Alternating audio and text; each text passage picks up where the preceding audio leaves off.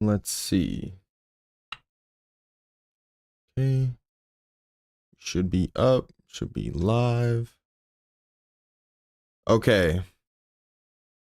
Now this is going to be my first time live streaming on the sports channel. Normally all my sports content has been me recording. I've streamed a lot on my other channel. If you know, some of you might be watching from that. I don't necessarily expect people to be in this stream off rip, but you never know.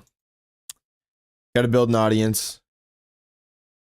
And with this being my first stream on this channel, I do want to indicate that those that are not able to watch the live streams, I will be doing my best to clip this up, make videos out of it, then take those, make clips out of it.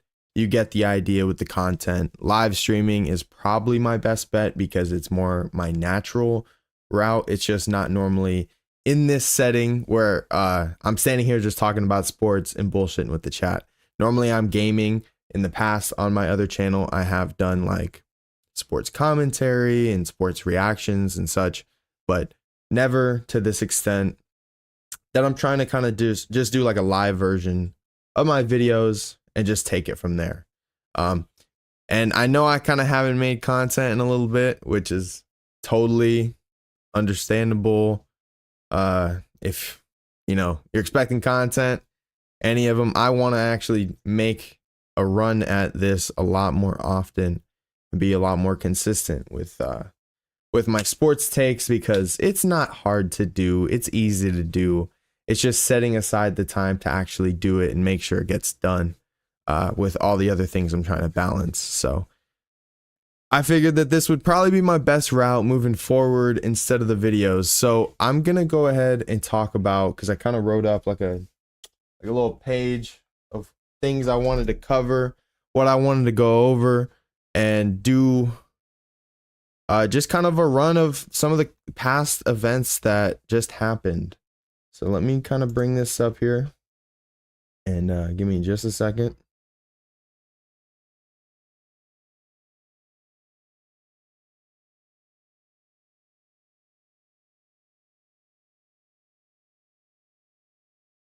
Okay.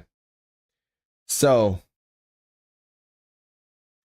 now that I have this up here, you can kind of see I have a couple of things bookmarked, just kind of a couple things I want to talk about with recent topics, some things that came out that kind of made me think, oh, you know, I kind of want to talk about this. But back to 304, happened middle of the night, late as fuck for the UK. I'm surprised, kind of, like, you know, I do the air quotes because I'm not necessarily surprised, because obviously the UFC is going to do whatever they can for the high market, which is USA. Then I believe, I don't know exactly who it was or what position he has in the UFC or ESPN or whoever, whatever. But he made it clear that they have certain in USA like times that they have to hit and certain amount overseas that they can have. And they tried it in the past with the Bisping card versus I think they mentioned versus Rockhold or somebody else, I can't recall. And they thought, hell, you know, if it worked the first time, let's try it the second time. And it was he said he doesn't really see them trying that again. Maybe I could find that clip. Maybe that's a good idea. Maybe pull up a tab here. But UFC executive on ESPN deal why UFC 304 was the time it was. Let's see if we can find that. I don't really like Bloody Elbow, but yeah.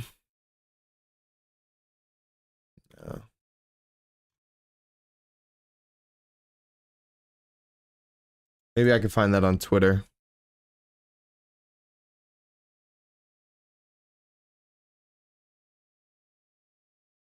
Yeah, okay. Wait, no, wrong dude. Dana White looks like everybody else. Maybe I can't find it. Is what it is. Anyways, he was talking about how their deal with ESPN, they needed a certain amount, so they figured, or Dana was very adamant about having that card in Manchester. So the reason they did it that way was because of their deal with ESPN, and then I believe some time that they had already like paid for that time zone on them, whatever the case is, and they had to move the card. It's just it was basically a shit show of a card because of the time, and then fans even falling asleep. And I'm not gonna lie, even though I was awake for Bilal Muhammad picking up and pile driving fucking Leon Edwards on his head, and I hope Leon's okay, because that's a very, very dangerous thing to do, to spike someone right on their fucking head. And I understand UFC, you got to do what you got to do, Bilal. I'm not really holding that against you at all. That's kind of not saying you're dirty, but wow, that's fucking crazy. Like you literally took him and fucking suplex his ass and put him right on his fucking head. That's pretty wild. The memes online were pretty nasty. And then we have Tom Aspinall, Curtis Blades. Everyone talks about how Tom's so fast, how he gets the first hit. He's so quick for a heavyweight. He's the future. He showed it. I mean, every single time he's gone out there, he's had the opportunity to showcase his skill set and how much of an athlete, but not just an athlete, but someone who knows the game and who grew up understanding it and learning it at such a young age. And Tom's what, 31, I think? Let's see how old Tom is. 31. Dude is so young. He's a heavyweight. And this is nothing against the heavyweight division. I'm going to take my little slides off. There's nothing wrong with the heavyweight division. Heavyweight division, obviously, we all know big dudes. They're banging. One shot, you can go down easy. But the thing with him, he's so fast, he can do the jiu-jitsu. He can do the grappling. He can wrestle. He's not necessarily such a novice or someone like Alex Pereira, who comes from just a kickboxing background. And I know, don't get me wrong. Glover gave him his BJJ black belt. I understand. I do. That doesn't necessarily mean that he's got the same accolades and skill set, okay? And we'll see if it ever comes to that point, which will be fucking great. But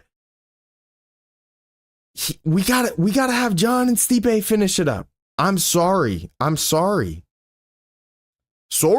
Okay, I'm gonna get Canadian on you. But like, Tom Aspinall, I get it. You do need that shot against John or Stipe, whoever the winner is.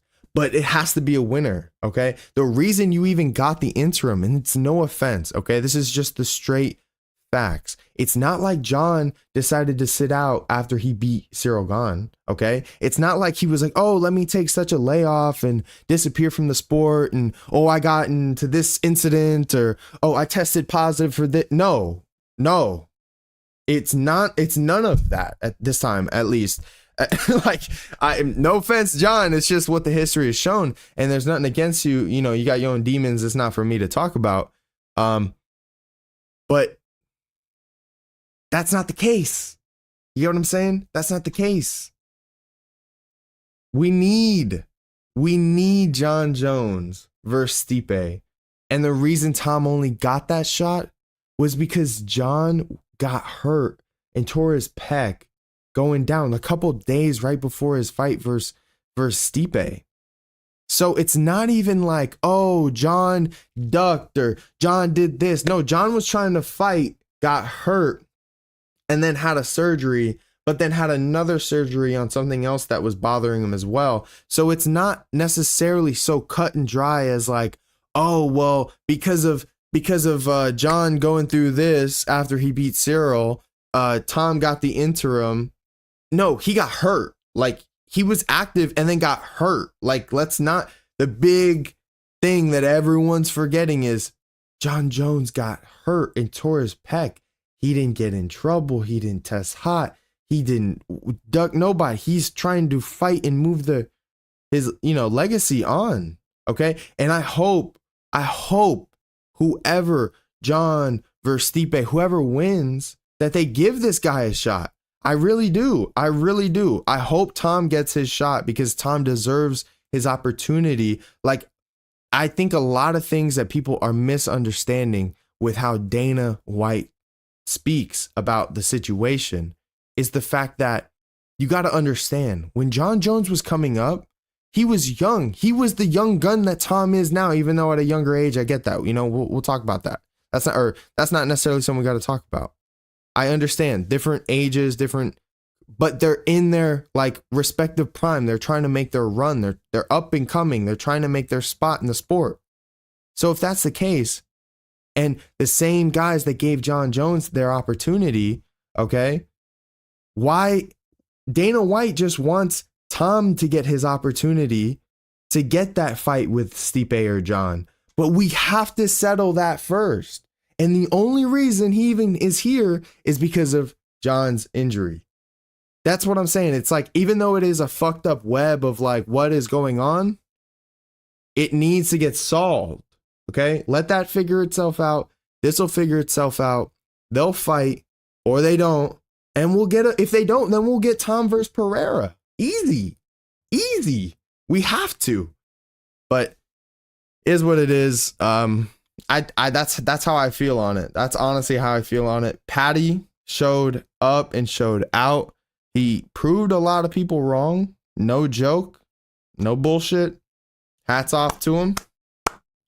Gotta give it to him. King Green, I know you slipped right into it. Is what it is. Bad opportunity. I would love to see it again, but this is an opportunity for Paddy to go into a higher ranked opponent, to get into the top 10, top 5, title shot.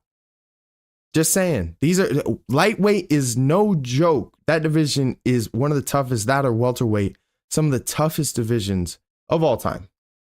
And then we got RoboCop showed up, absolutely cooked Christian. This was a really good fight. I ain't gonna lie. He showed up. He showed how tough he was, man. And Arnold Allen talked about before this fight, because of the time zone, or the time, not time zone, I'm sorry, because he lives over in that area, but because of the time of the fight, he said he crashed his car, literally coming home from a fucking training.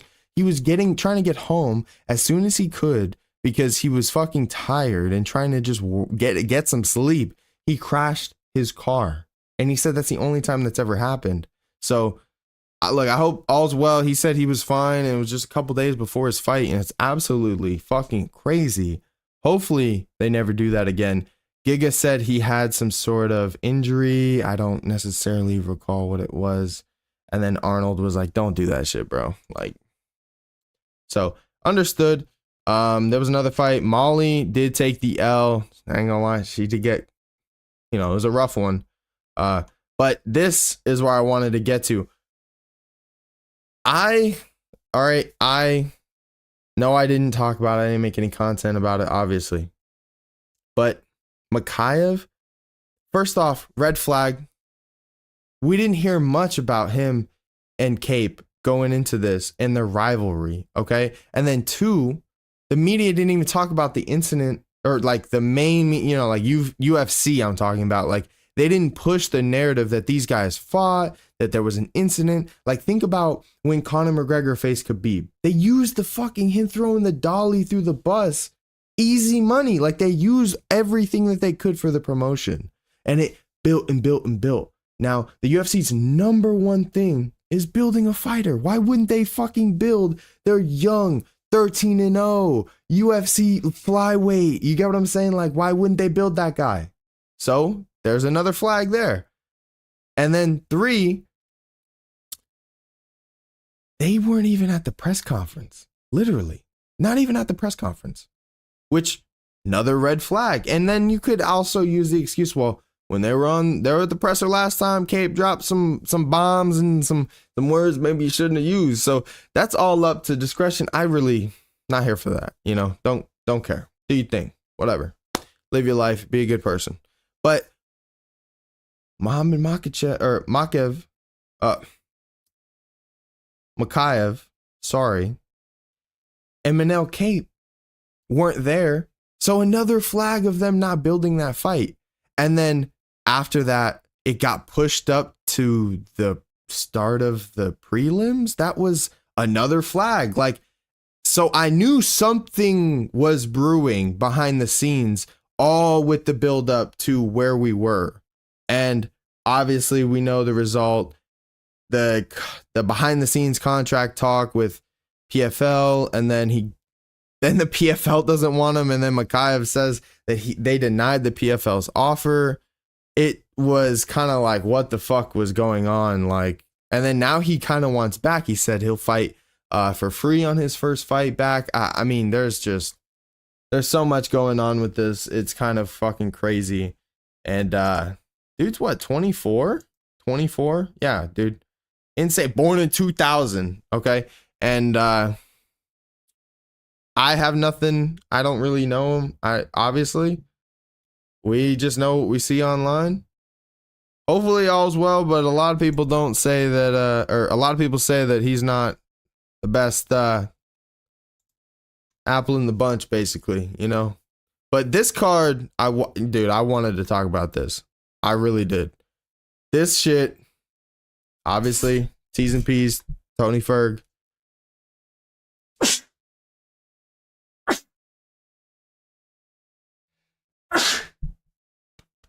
Whew. Sorry, broken nose. Whew. So this shit hurts. Anyways, all right. So let's go back here. Damn, this card this card was supposed to have Nick Diaz on it. Fuck. I really wanted to see that. I forgot about that. So this card was solid. All right. It was good to see him get a dub. But like, you know, 10-9, he did have his struggles, and he did get past him. I wouldn't be surprised if the dude is not in the UFC anymore at 10-10. We'll see moving forward. But Dumas, contender, or, you know, on the contender series, I believe he was on the contender series, correct? I don't want to just say that shit and just be wrong.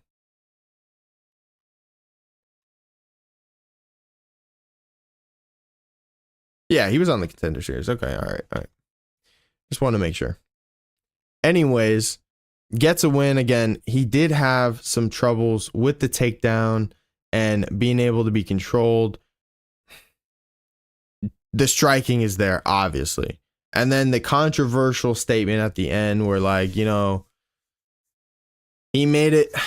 I don't know, like sometimes when these fighters say or make a comment or mention whatever, it shines more bad light than good for them trying to like correct the wrong. I don't really know how else to explain that, but I didn't know about his past records or, you know, whatever.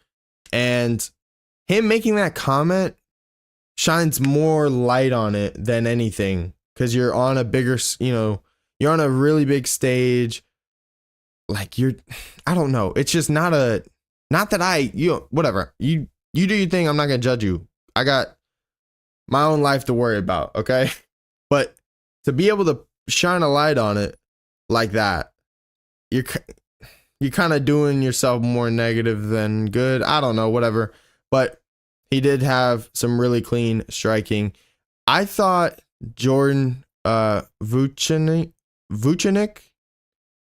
hopefully that's pronounced correct. He was from KSW, I believe. Let me double check. No, Cage Warriors. I'm sorry. Cage Warriors. And I thought he actually had a pretty good outing. And, you know, I thought that was a close one. I really did. These two, dog. This is what I'm saying. The heavyweight division, like Tom Aspinall doesn't grow on trees, dog. Like, no offense. All right. Dudes told me I look like this guy. All right. No offense. I gotta back this guy. All right. But we need more, bro. We need more. Work on the card. We need more, bro. I'm sorry. We need more. This was a pretty good fight. This was a solid fight. These guys really brought it. KO is nasty. And then this was good too. And I'm sorry, Alonzo. Is what it is. There's not much, this dude's nasty. 14-0, was mad clean on the feet. This dude could be a problem at 205. And he was talking to DC, talking about, hey, you know what?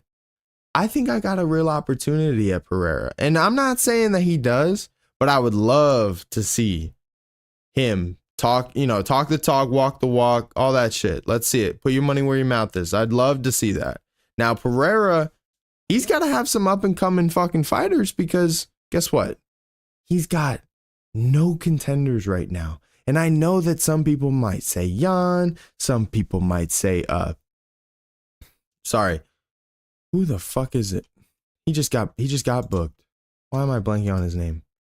He just got booked. Magomed Ankalaev. Thank you.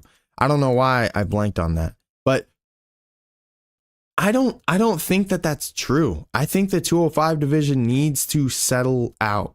And I'm not saying that this dude needs to be fighting for the title, but he needs to be in that top 5. Maybe a Jan, on his next opponent. We need to see him in the top 10, top 5. Now he's starting to climb the rankings. I believe he was out for like a year or two or something. That they were saying on the broadcast.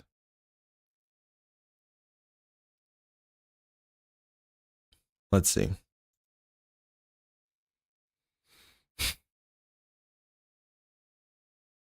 Now he was out for almost a year. Okay. I'm sorry. Canceled. Yeah, for sure. A little over a year and 4 months. But he came back looking good, man. He definitely looked good. There was definitely a step up in competition here as well. So UFC. I know, these are all in the UFC here and here on the Contender Series. But dude is making clean work of guys. So, I mean, unanimous decision, but still, ground and pound, flying knee. I'm going to have to fucking find this. This sounds pretty fucking sick. But I would be on the lookout for this guy. Stand-up was very clean. Very impressed. The main card, okay? Us fans, I think everyone knew as soon as Nick Diaz was announced for Saudi Arabia. That's where they were, right?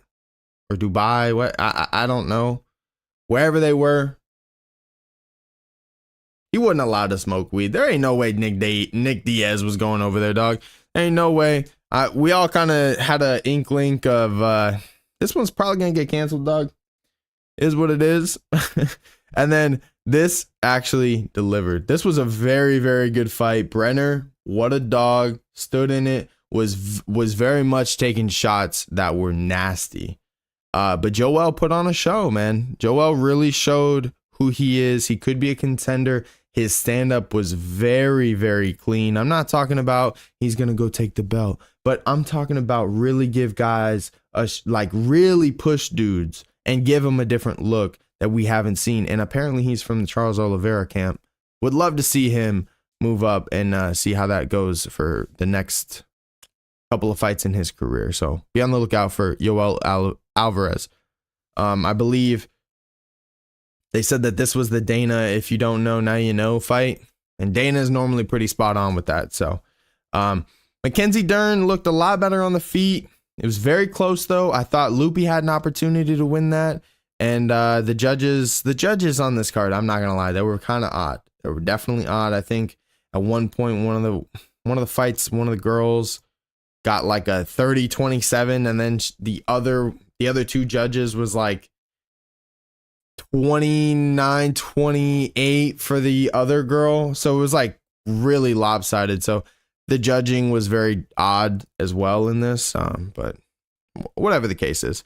And then no judges needed. Michael Chiesa gets it done. Rear naked choke on Tony Ferguson in the first round. T's and P's, Tony Ferg. We love you. Sad to see you with the 8-fight losing streak, but we all know, real fans know. Real fans know. Kevin Lee interim belt win. You're a champ, dog. CSO. Figgy. Marlon Vera, that was a pretty good fight, man. He dropped Marlon. I think that was Marlon's first time ever being dropped. Figgy actually looks pretty good at 135. I wouldn't be surprised if him fighting for a belt soon, or getting in the top 5, or having an opportunity there. I mean, what, Marlon was 4 or 2, whatever the case was, but he obviously had a really good outing, and I don't think Marlon won this at all. Figgy definitely stepped it up. His grappling, honestly, grappling was very good, and it took me by surprise, to be real with you. Shara Bullet needs to step it up. I think he needs a couple of different things in his game. His grappling needs to definitely step it up. It was a good bout, but like, you could see he has a lot of growth to do in that division for sure. He's 14-0. He can only fight over there and overseas in those areas because of no visa for the USA or whatever the case is in the States. But hopefully moving forward, he can continue to grow as a fighter, and he doesn't just continue to get some sort of, because some people were saying he was getting some sort of favorable matchups. But at the same time, the middleweight division doesn't have, like, they're not grapple heavy. They're really not. So it's tough to, like, who would he really go against that would test him? You know what I'm saying? Corey Sandhagen, dude.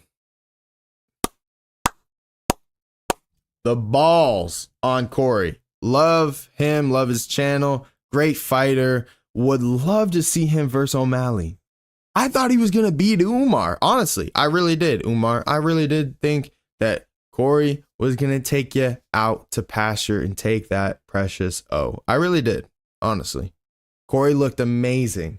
He really showed he worked his ass off to get out of those grappling exchanges and worked fucking like very hard to get out of those. And he honestly came out a lot better than I thought he was going to do in the grappling exchanges. I thought he could have possibly caught Umar on the feet. Umar impressed me more on the feet. That was, I think, my first time watching Umar, though, to be real with you. I watched, like a live fight. Obviously I've seen some fucking clips and shit, but I'm talking about a live, full-on fight. Umar, good on you, but there are tendencies to be read, and I don't think Corey took advantage of a couple of them, but who am I to say? I'm a dude on the internet, okay? That's life. I'm not here to tell Corey what he could have done or what he should have done. Corey's Corey, man. He's the professional, not me, okay? But just saying, I thought Corey in a rematch, Corey could catch his ass. I really do. Corey has the skill set to do so. I think a lot of things up the middle would have been better, especially because of how often Umar was dropping and, like going for that and shooting for his legs and shit. Whatever the case is, that's his experience in the cage. That's what happened. Hopefully in a rematch would be maybe another opportunity at the belt for Corey if Umar gets there. But he is the number one contender now. He is going to be the number one contender. And Corey took that fight. He looked the boogeyman, the Nurmagomedov family in the face and said, fuck you. I'm going to fucking take this. Big on him. And Nurmagomedov, he's going to be facing O'Malley or Merab, whoever is going to be winning at UFC Noche.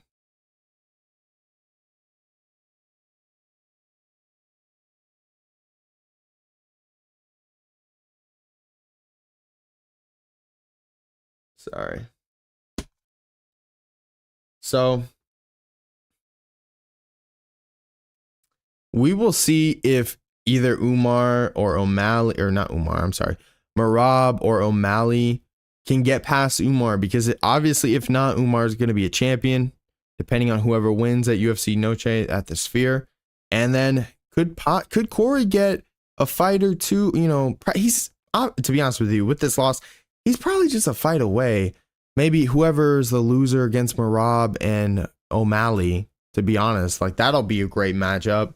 But there's, bantamweight division, don't sleep on that division, man. It's a really good division. Ain't much to say, man. Look, we all know that UFC Fight Night, Marcin Tybura and Sergey Spivak, ain't nothing against these guys. None against them. I'm watching. I'm watching. That ass. But this ain't something a lot of motherfuckers is tuning in for. All right, let's just be real with that. I'll watch. I'll appreciate it. I'll talk about it. There's a couple undefeated fighters I don't know. I like to do it because you never know who's that next person. And I think a lot of people take this the wrong way when the UFC does this type of shit. These cards are not for, they're not for everyone, obviously. I mean, would the UFC like for everyone to watch the fights? Duh. I think that's fucking obvious. Who wouldn't want their clients or customers or people, consumers, whoever, to watch their content that they're putting out there? But they know that only the diehards or only the fans or only the people that are drunk probably just, oh, fights, whatever. That's fine. But obviously there's no big names. We know that. These are not for that. This fucking promotion is built on the backs of building stars. I don't think a lot of people realize that these cards are what build stars. Like, you need to get these guys and girls, consistently rolling and have experience and just putting out more fights, having more fights. A lot of people say that these are the bums that make it to like Titan FC and, you know, LFA and shit like that. And like, that's what these fight night cards are. They're just those guys and girls. Like, dog, you realize that those guys and girls are now the stars in the UFC, or, you know, in the past, or like whatever the case is, or, and I know, you know, those two, maybe not, but I'm talking about like WEC, Strike Force, you got what I'm saying? Like, you know, Rise and Pride, like every other promotion has like also helped build the UFC, because the UFC like buys them out, or like someone will come from another so like either way they still have to build a star. So whether they're putting on their fight or the promotion or not, the star has to get built somehow. Whether, like, what do people not understand the concept of the business side of putting on more fights to build stars and have upcoming fighters have better matchups, so then when they get to the pay-per-views and the big, you can put better fighters on those. Just people don't understand the concept of it and just see what it is for what it is. And to be real with you, most of these guys are making more money in the UFC. So why wouldn't you want them to be in the UFC? Even though we all have problems with them getting paid in the UFC. That's the thing is. So like, if you got a problem with how much the UFC's paying, all right, and the UFC's up here, and you want them to be up here, whatever the case is, I looked over the camera so I make sure I'm not out of frame. But if you want them to be up here and they're here, whatever, the other promotions are paying them here. Not all of them. I'm talking small scale. Obviously, some guys that have like PFL, Bellator, all that. But I'm talking about an upcoming guy with no name, no backstory, whatever. They're not getting big money. They're not getting those opportunities unless they come from another promotion that's well known. So when you get those opportunities for the UFC and you're still getting paid more than you would on another, I'm rooting for it, dude. I'm sorry. I'll watch it. I'll tune in. UFC 305 though, this is a big one. This is a big one. This is a good card. Not a crazy stat card like 308, and I'll talk about that soon. But damn, is this a card? Let's start here in the early prelims. Alex Reyes, is this Dominic's brother? That'd be insane.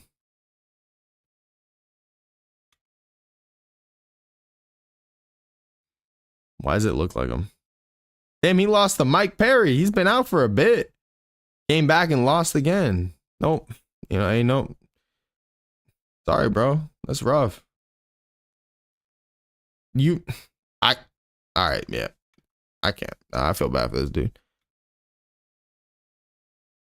Tom Nolan. Why do I feel like I know who this dude is? Why do I feel like I know this dude's name?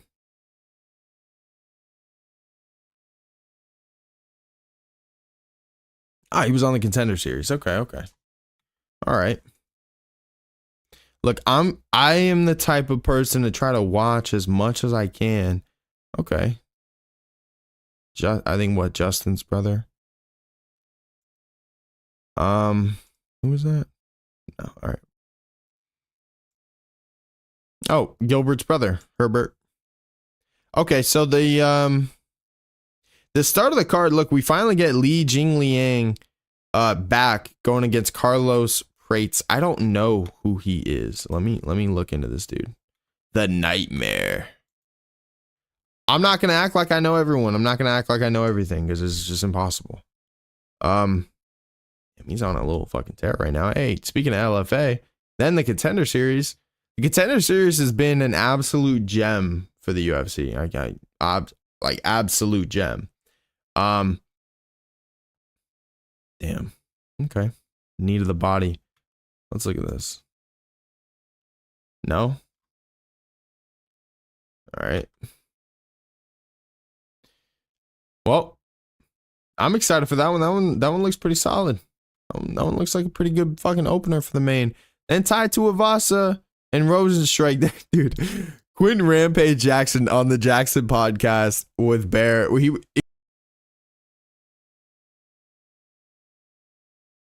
Person they were talking to was, but he was trying to explain that this dude looked like Derek Lewis, Jarzinho Rosenstrike or whatever, however you pronounce his name.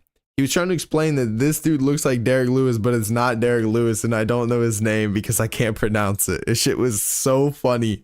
I lost my shit. Thank you, Rampage. Gamrot and Hooker, dude. This is a bout. People are saying Hooker looks good. He's looking bigger. We'll see. Gamrot's nasty. Training with Dustin. Got him prepared for his Islam fight. Gamrot's no joke. This is going to be a barn burner of a third.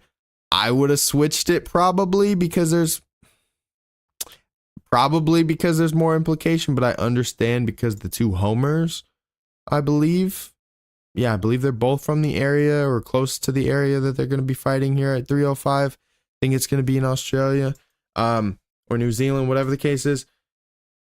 Izzy, Drekus, battle of the who is the real African. I'm just trolling. I don't got any skin in the game, literally. Drekus against Izzy. Obviously, he's gonna, I would assume, be grapple heavy. Strickland made him look like a fucking dude. Like his face was cooked after that Strickland fight. Let's look at this. I'm talking cooked.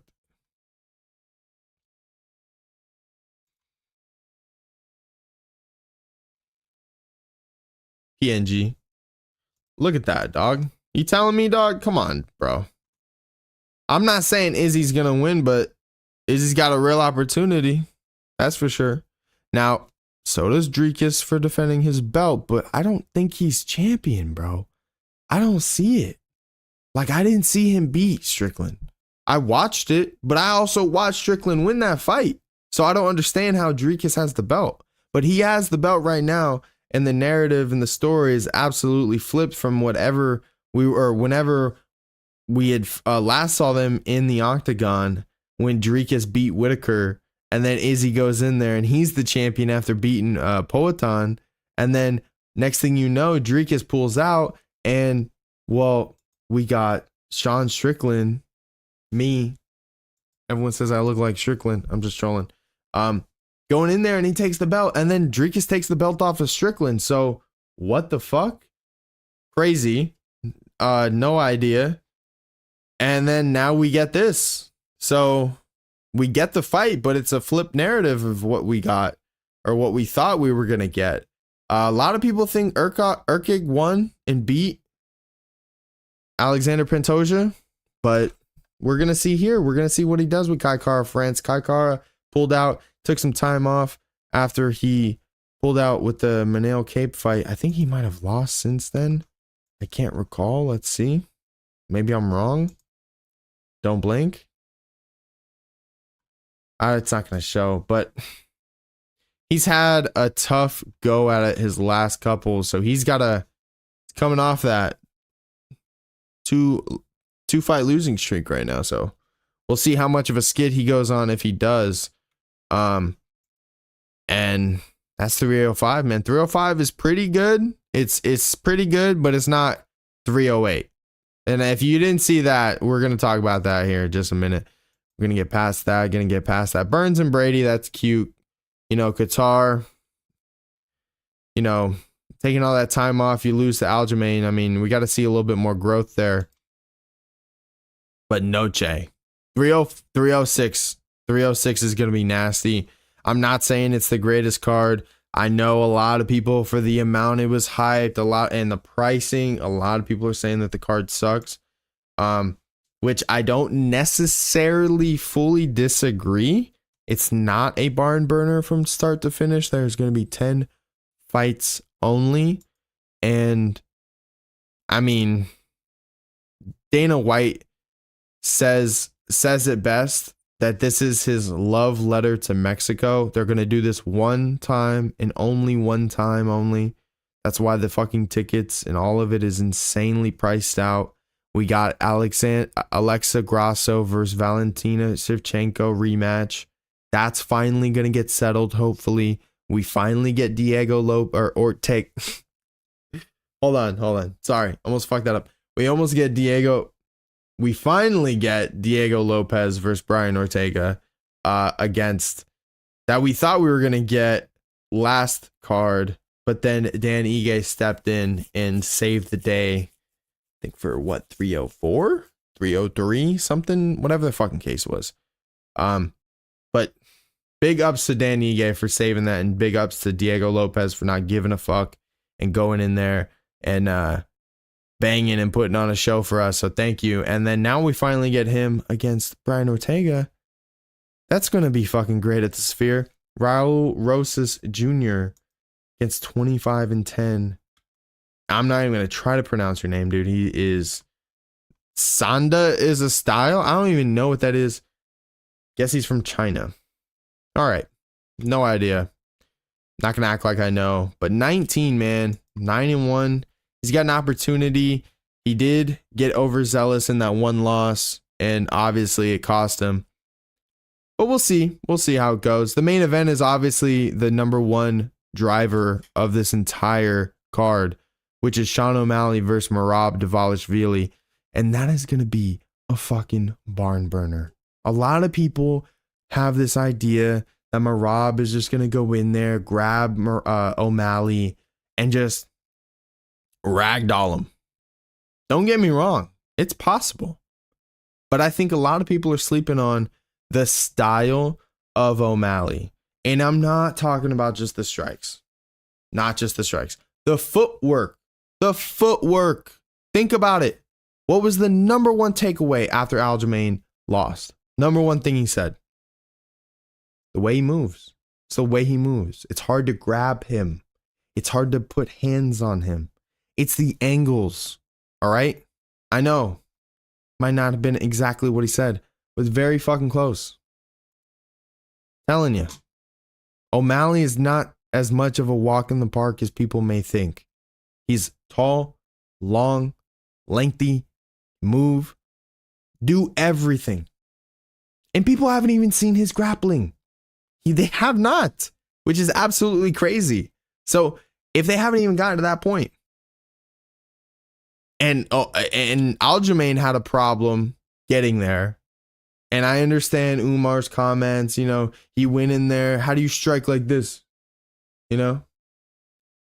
I get it, all the jokes, all the memes. Dog, you know how difficult it is to fight O'Malley in that type of style and that type of guy? I don't. I'm not going to act like I do. But he's a fucking champion for a reason. It's absolutely crazy, his style, and that we have not seen that before. It's unprecedented. So, including Merab, he might have a hard time with that. I don't think that it's going to be as easy as it is for a lot of people to think that. Honestly.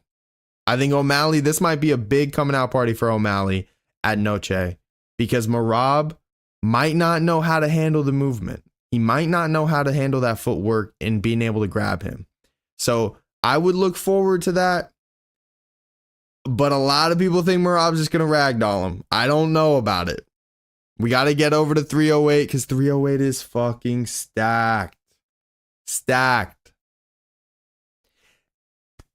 MMA gods. We literally just had a storm going right now. No joke, thunderstorm happened right after I said that. Please let this fucking come to fruition and we get all of these fighters and all of these fights right here. I really hope that happens. I mean, obviously it's not fully fleshed out and all of that. You know, but before I talk about this, 307, it's a side note because 307, 306 to 308, I know gap. A lot of people, what the fuck's going on? 307's rumored to be Raquel Pennington versus Juliana Pena in Salt Lake City, Utah, I believe. And then Aldo's supposed to be the co-main, and then Aldo signed like a big return deal or whatever the case is. So we'll see how that goes. But 308. Don't know exactly where they said it was going to be, but 308. Please get there. RDA, Jeff Neal, Lerone Murphy, Dan Ige. We just talked about Ige a second ago. I've had Lerone Murphy as my dark horse in the 145 division for about a year now. Okay.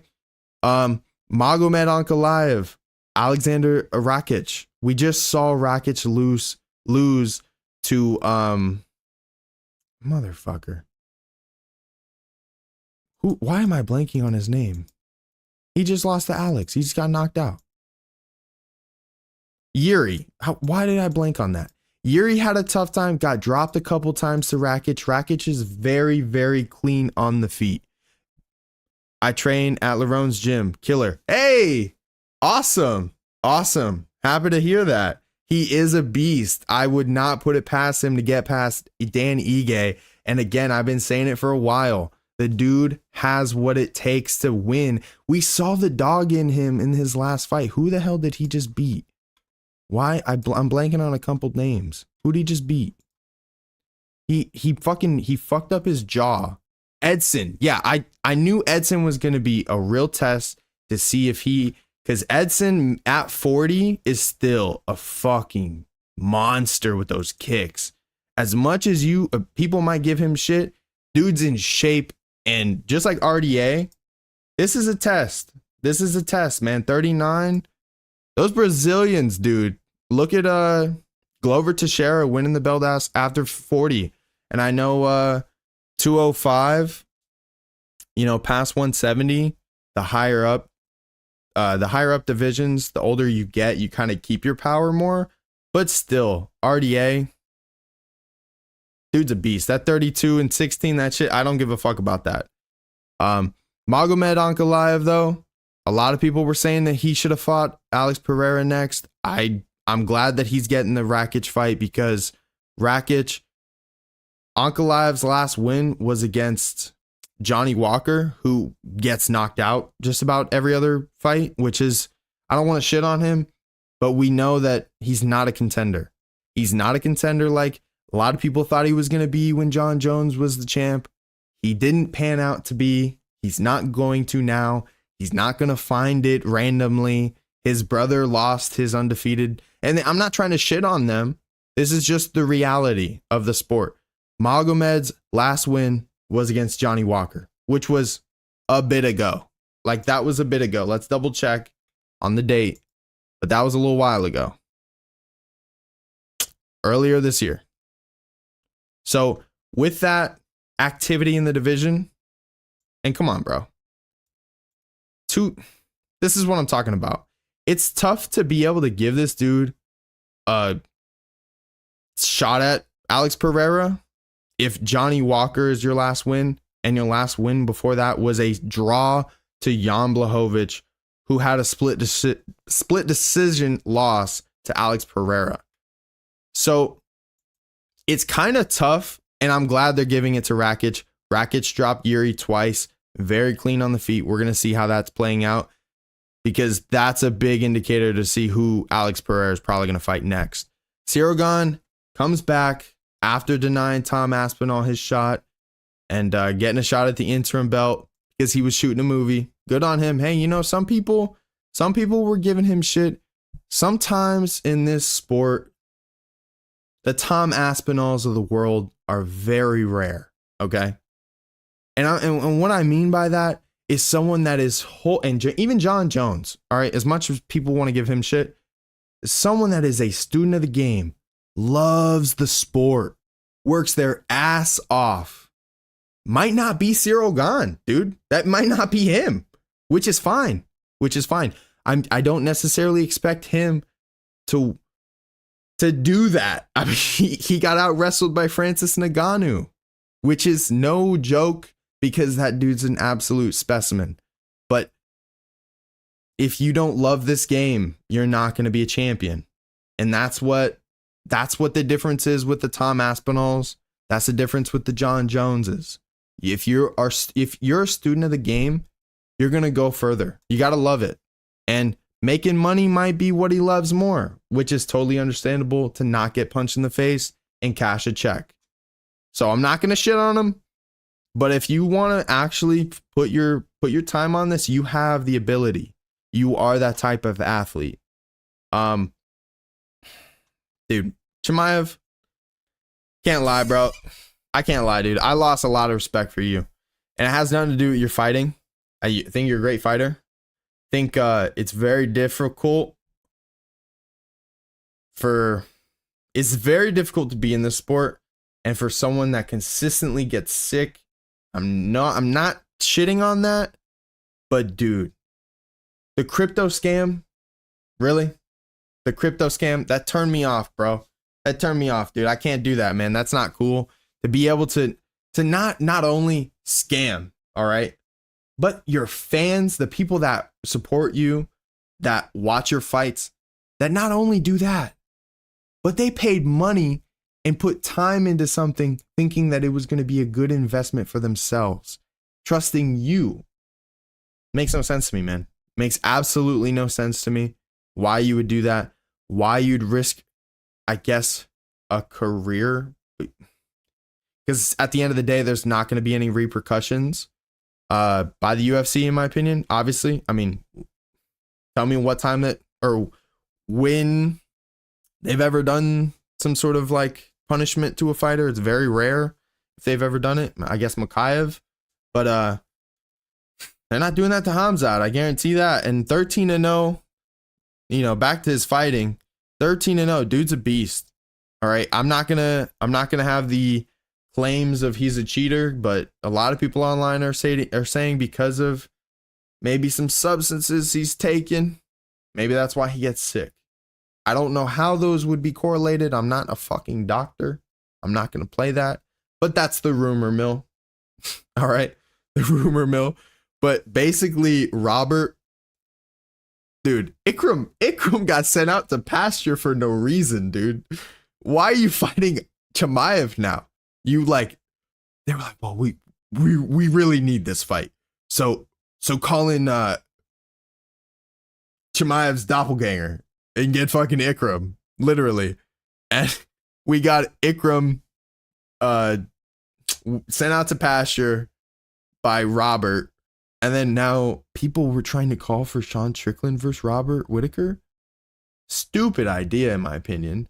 Robert, come on, didn't Robert lose like multiple fights in a row? And that's not shitting on Robert. I'm a huge Robert fan. But we got to understand something. Sean Strickland, he beat Paulo. He lost to Dricus. Okay. My fault. Just one. I thought he lost twice. Either way, Paulo, dog, I know you won. And I know you beat Ikram. But Sean Strickland did not lose to Dricus. Personal opinion. All right. Marvin Vettori, nice win, but it's That's what I'm saying. It's just like we got to have some names. So I'm glad they're giving the Chimaev fight. I don't want Strickland to fight either of these guys. I want Strickland to fight the winner of 305 coming up. Please. Strickland versus Dricus or Izzy. Please. Then we got the main event, dude. everyone that thought that this main event was going to be for 306, I got to tell you something. Obviously, it wasn't. And I think Max Holloway gave a really good backstory about it because apparently some sort of like historical background with Mexico and Spain. So then why would they have a Spaniard, right? I think that's what they're called. Whatever. Someone from Spain headline Mexican Independence Day or whatever card. Like, why would they do that historically? It just wouldn't make sense. So once he explained that, it made a lot more sense why they didn't do Ilia Topuria at Noche. But we need it. We need this. Volkanovski, you can get a rematch with either of these dudes. Just take your time, bro. We need you healthy. I love to watch you fight. You made me into a fan after after you showed me that last win over Max, to be honest with you, because the first couple one I think were a little suspect. I thought one of them Max got, to be real with you, but is what it is. Topuria Holloway is going to be a barn burner. We're going to really see who's the best boxer in the UFC, baby. We really will. It's going to be a fucking great one. This is going to be the fucking fight to watch. I really need this main event in my life. I'm not even kidding. This main event is going to feed families. All right? No joke. This main event's going to feed families. This is going to be a great one. I don't know who's going to win. I don't really try to pick fights. But Ilia Topuria, Max Holloway. Max Holloway. I don't know, man. I don't know if it's too much because Max has never been dropped. Max has taken Justin's best shot. And I understand Topuria has gone up to 55 on late notice. And he's dropped a 55er. So, of course, he can drop a 55er. And he's down at 45, so he's got the power. But Max has never been dropped. Let me double check that. Or he got dropped against Justin, was it? And then it got called back as a slip. Something like that.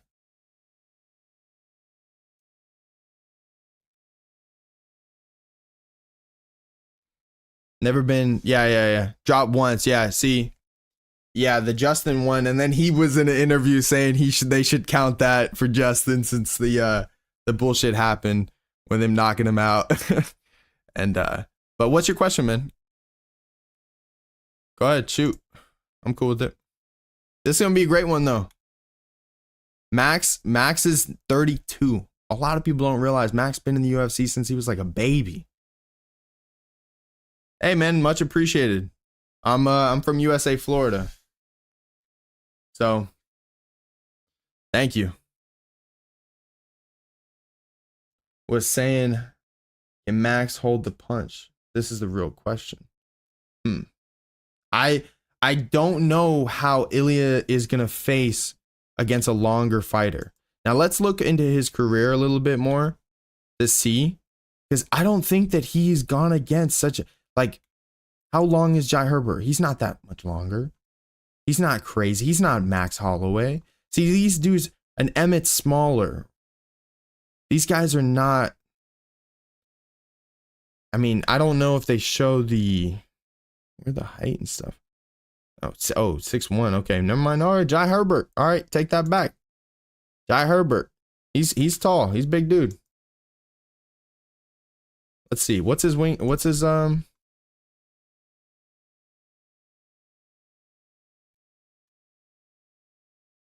Yeah, dude. I honestly didn't think that I don't think he even won this last one, personally. He was on this card, wasn't he? Yeah, dude. I thought the Ronaldo dude really took it to him and he had an opportunity to win that fight and they gave it to Jai Herbert. I don't like some of the commentary from DC and a couple of other guys. Or who was on the wasn't it Paul Felder? Yeah, sometimes they're very favorable. Sometimes they're very favorable to some people. I mean, you just got to watch the fight from an outsider's perspective and root for a great fight, not necessarily, like 77. All right, so if his reach is 77, Max Holloway reach. Let's see. Has he faced something like that? Damn. Max's reach is not as much as I thought it was going to be.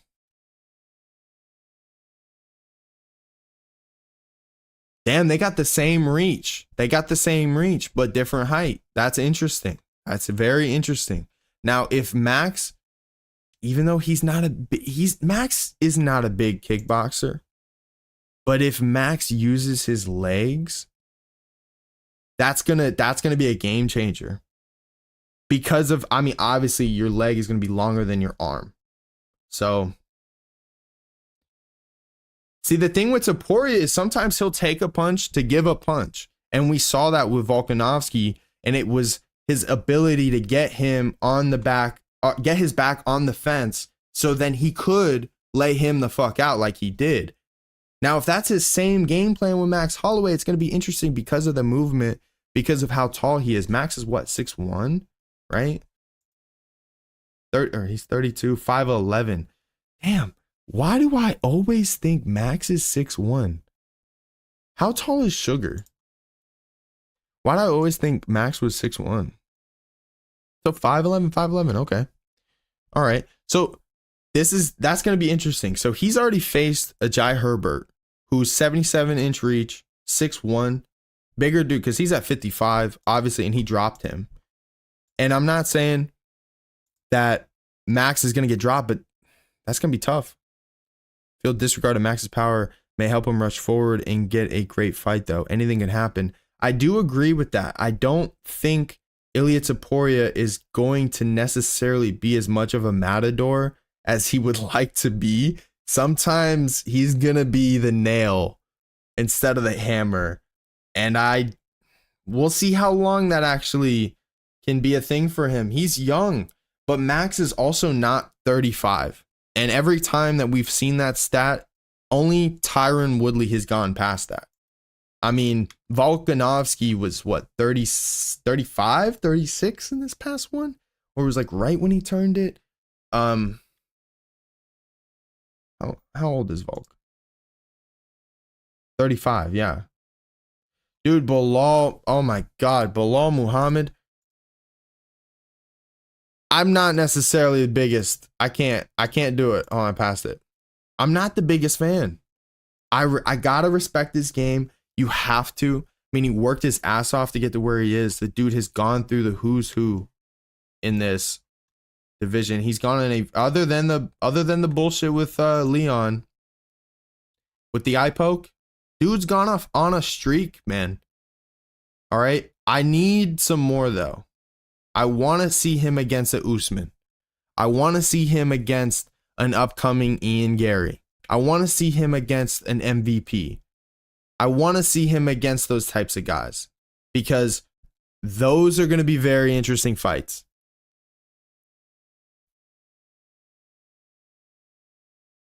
Could be being biased though. You big Islam and Bilal fan. See, the thing with me is I'm not the biggest fan of Islam Makhachev and his camp, which Bilal has gone, obviously, as you know, has gone over there to train. The only reason being is because how many times have we seen their camp test positive?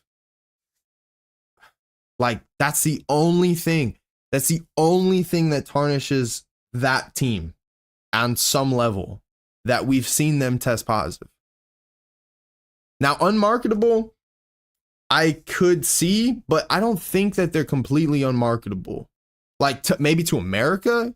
Like, I'm in USA, all right? I'm in USA, Florida. Obviously, not me, but the masses are like, fuck. I want to see the Alex Pereiras of the world to fucking slang and bang, bah, bah, bah, right? Obviously, that's not their style. They're going to go about it less CTE. You know what I'm saying? But the fact, and it's very effective. Obviously, wrestling is number one. Wrestling, jiu-jitsu, those two are fucking neck and neck. If you know those so well, you're going to be a possible champ. And ground and pound. And those three, bro, And then if you're just a really good kickboxer, you got an opportunity in a couple of divisions. It's crazy. The dislike, man, was gonna in the Western world, how fun they are. It's also important. Yeah. I will agree with that. Now, one thing I will say is sometimes when a fighter, you know, like Russian, Brazilian, whatever the language barrier is, sometimes it pays for them to learn some English. Okay. And I don't mean, oh, you got to talk, whatever, right? But some interaction, right? Like think about Zhang Weili, right? The Chinese champion. If she did a lot more than she could have, but the little bit of push, bro. Everyone should speak some sort of English. Honestly, even if just a fucking word. Honestly, I don't care. But something, just because of, if you want to market yourself, you need to. And it's not even me, but I'll watch fights with random fucking people or whatever the case is, and they're like, I don't even know what's going on. So I'm just tuned out. And I'm not saying like that's right. That's not necessarily right. But that's the reality of the situation that the sport's in. The sport's such an infant. Hello, New York is all we need. Hey, something, man. Something that literally connects them to the American fan base, because once you do that, the UFC can put that fucking media machine right behind you and get rolling. Literally. Can just get to fucking rolling. And they do have it right with like a Sean O'Malley, a more recent guy. When you think about where he's fought and the reason being, his last fight was in Boston. He's not even like that. Like, I don't know if he's Irish or what, but O'Malley, Boston, they're going to fucking go behind him. So their marketing schemes are literally perfect. They know what they're doing. You just got to buy in, okay? Like, no joke. You got to buy in, bro. But Bilal, I would love to see him against a really good striker. I know Leon, you know, whatever. What do you think would happen? Islam goes up to 170. Favorite fighter? Big John Jones guy. Now, I'm a big Patriots fan, big Celtics fan, but major John Jones guy.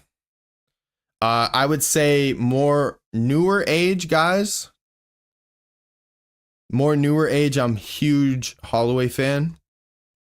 And I like O'Malley.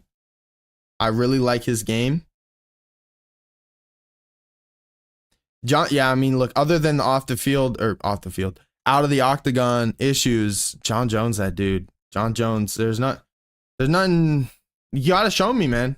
I need the John Jones Tom Aspinall fight. I need it. But we need to finish up Stipe and John. We need to finish that up. It literally has to happen. How do you feel about that? Let's look at some of these things. If this is the pound for pound ranking right now, 7 hours ago, O'Malley dropped due to Bilal. Interesting. Personal opinion, his out of work side makes him cooler. The wildness. I would say it adds to who he is. It definitely plays a part in who he is. I'm obviously not going to be doing it. I'm not going to partake. It's not what I do. It's not how I live my life. But it makes him who he is, I think. Top 15. Oliveira is still there. Being PC for YouTube. Oh, I'm not worried about being PC. Honestly, I'm more or less that my goal in life one day is to meet these guys and work with them in some capacity, whether it's interviews, shooting content with them. And I'm not that I would care, like personally, but I'm also not trying to do my best to offend anyone. So and this game is very sensitive. And I'm not saying that in a bad way. I mean, like, literally, this sport is the most vulnerable sport you can be. So I see it as like, I'm trying to take it in that sense, because I've had literal, like, even though I'm such a small content creator, or like I've barely made any content and all that stuff, makes sense. What journalists do you see yourself emulating the most? Who inspires you? Who's my inspiration? I kind of have a lot of different aspects of it. But I have a lot of experience of like making content, like photo, video, editing, live streaming, studio setup. So I have like a whole nother thing besides this that I do as well, that I want to like help with fighters and to grow it. A lot of people don't like Ariel Helwani. I'm not crazy about him. But on some level, you got to respect the hustle and the grind. Big fan of Pat McAfee. I would say Pat McAfee's group is a huge inspiration, just because of the fact that how free they are, the ability, that the transcending of the game or the landscape of media right now. He's good at what he does, very good. Yeah, Ariel is very good. So, and I don't necessarily want to be so, I guess, not PC, but like play as cool as Ariel. You get what I'm saying? Like at one point, I want to meet these dudes in real life and like make content training with them, you know, or not like really fighting, but like, you know, doing whatever with them, or running through a circuit, doing a training camp with them or whatnot. You know, like that's a goal of mine to like get to that, because obviously Ariel's not, he's not going to be getting physical, you know, doing all, whatever, but like, you know, I want to bring different. Have you seen what Will Harris did? To be honest with you, I don't really know who that is. No. Let me look up Will Harris.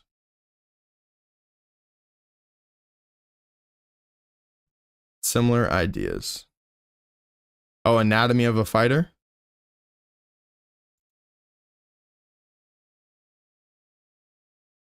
Oh, hold on. Chronicles of a Fighter. Oh, wow.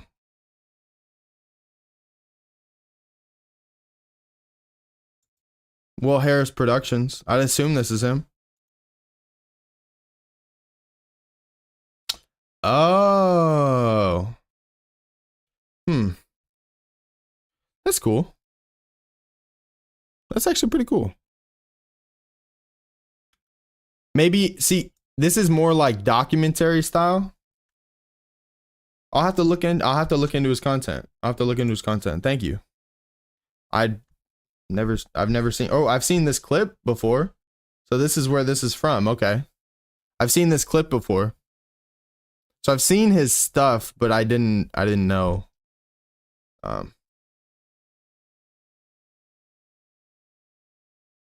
Yeah. Well, I'm in South Florida. I'm actually like an hour away from all the big gyms here. So like Coconut Creek, American Top Team, Deerfields, what the fuck is Deerfields? Damn. The one that Renan Ferreira and Impa. Hold on.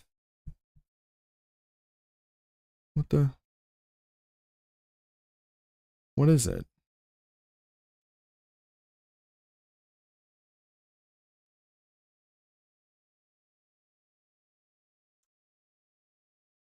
What is that?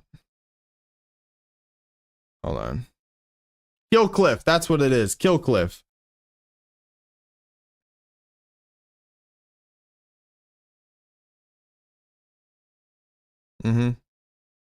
I would I don't necessarily, like, how do I say this? it's not necessarily about me on my channel making content about them. On my channel, I would like to make content about, like, content with them, okay? And then on the other side, I would like make content for their brand. You see what I'm saying? Like, I would rather help the fighter grow their brand in the same sense of working together for content for mine, if that makes sense. That's kind of where I would like to go with that instead. Yeah. Hold on.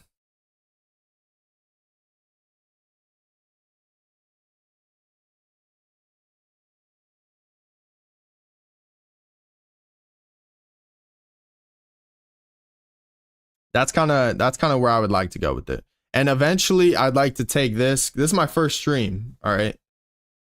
Oh, thank you. Thank you. I hope so too, man. I kind of have a lot of different things I'm trying to balance right now.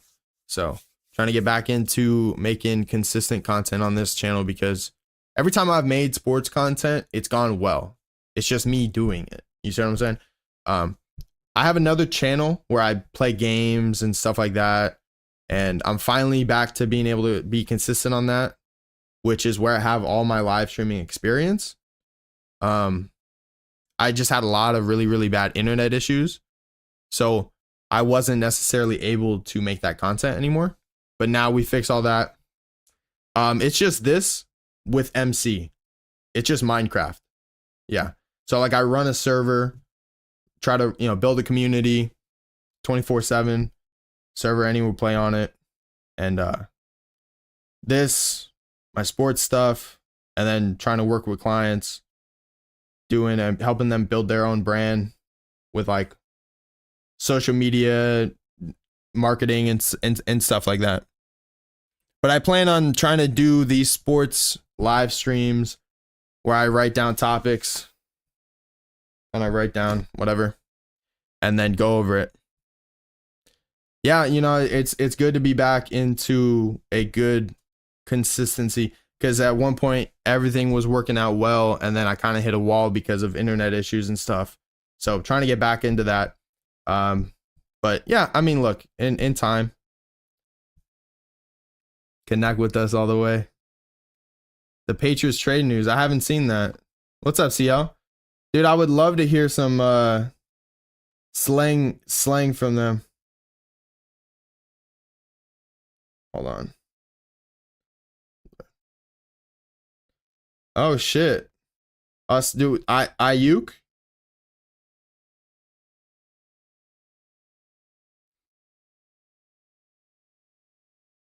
Interesting.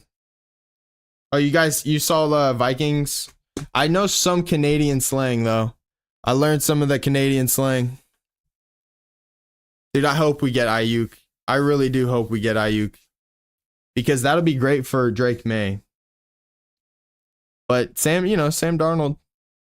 But we all kind of saw that coming. You got to let JJ and even Drake May, progress. They both got to learn. They both got to grow. For sure. Oh, it would be insane for us. Apparently, Javon Baker, with J.K. Polk, I think, is our receiving core. And a couple of our guys look really good in camp right now. I'm curious to see what they're going to do here for his contract, though, for Shar Bullet.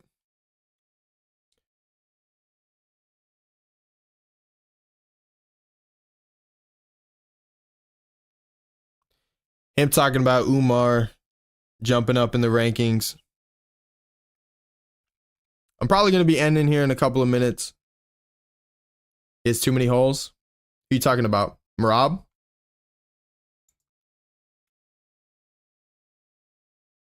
And then I thought Shara. Yeah, honestly, I thought Shara could have lost that. He had an opportunity to lose, but he figured it out, but he didn't necessarily look like some absolute killer on the feet. And if someone's really good grappling, they can kind of take control of him. And we'll see. But the 85ers, they don't necessarily grapple like that. So it's going to be interesting. Oh, the John Jones shit. This is hilarious. I'm guessing that someone pissed him off. And so he kind of doxed them. I forgot to talk about that as well. Fucking crazy.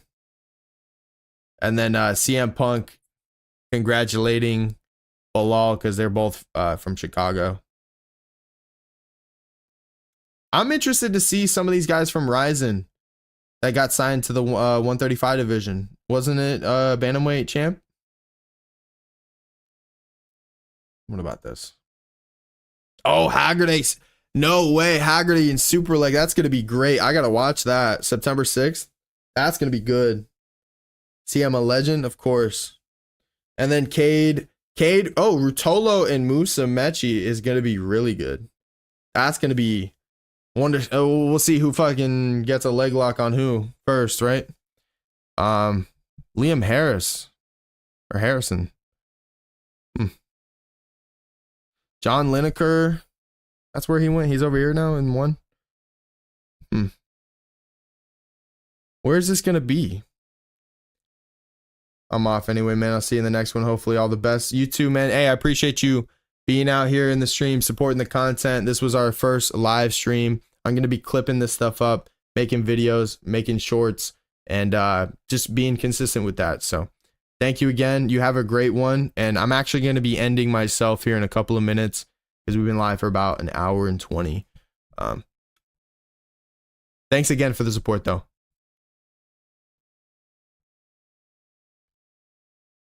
Fight card. Peace out, man. Have a great one for Octagon. I want to try to watch as many fights as I can. That shit's like... This is going to be interesting. Tybura and Spivak. I was surprised Tybura got by Tuivasa. Oh, well. Yeah. Excuse me. Excuse me. All right, I think that's about it. We kind of covered all the topics, and I got to get working on those videos. I guess this would be the last thing. Main card coming up, PFL. We could talk about that in a couple of weeks. Brandon Loughnane. We'll see. I mean, he was training with Connor about last year. Neiman Gracie. They got to figure something out, man. They got to figure out something with the PFL because it needs some more excitement. I'm not even just talking about the fights, dude. They need like a fix of whatever they're doing. All right, y'all. We'll get Umar versus the winner of Marab and O'Malley as well. But I'll see y'all in the next one. We'll see if this is going to be a daily stream. We'll see if it's a couple days out of the week and making content from that. Not necessarily sure exactly how I want to go about it, but appreciate all the support. Thank you, Christian. Thank you, Asif, in the chat. And M, who's at Larone's gym. So have a great one. See you in the next one.